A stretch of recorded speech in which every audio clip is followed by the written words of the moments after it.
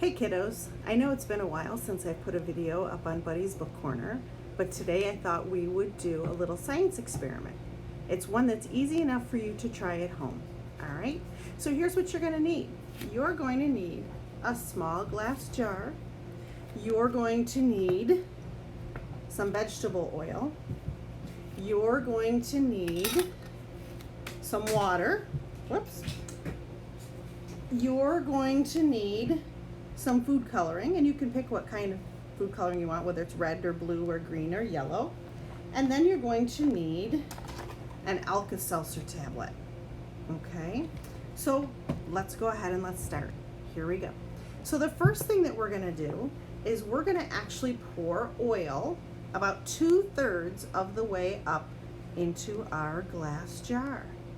All right, and then what you're going to do is you're going to fill that rest of that jar up with some water.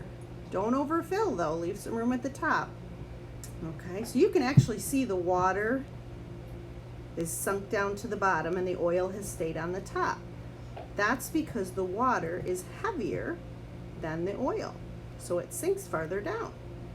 The next thing that you're going to want to do is pick your color. So I'm going to do blue. So I'm going to squeeze very gently. I'm going to squeeze in 1, 2, 3, 4, 5, 6, 7. Lucky 7. All right, so I'm going to let that sit for just a minute. And you'll notice too that my food coloring is sitting right at the edge, and you can see it hanging right there. It's at the edge where the oil and the water meet. Okay, now the next thing that I'm going to do is I'm going to take my Alka-Seltzer tablet and I'm going to break it into smaller pieces, maybe 4, 5, 6 pieces, and I'm going to drop it in, and then I want you to just watch and see what happens. Oh, look at it, it's causing bubbles to come up, and with those bubbles it's helping the food coloring raise right up to the top, and it looks like an old-fashioned lava lamp. So what's happening is the bubbles are collecting underneath the food coloring, and every time there's enough bubbles underneath it, it lifts that food coloring up until the air can escape into the top.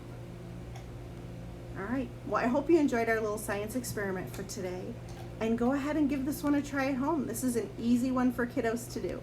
All right, see you soon.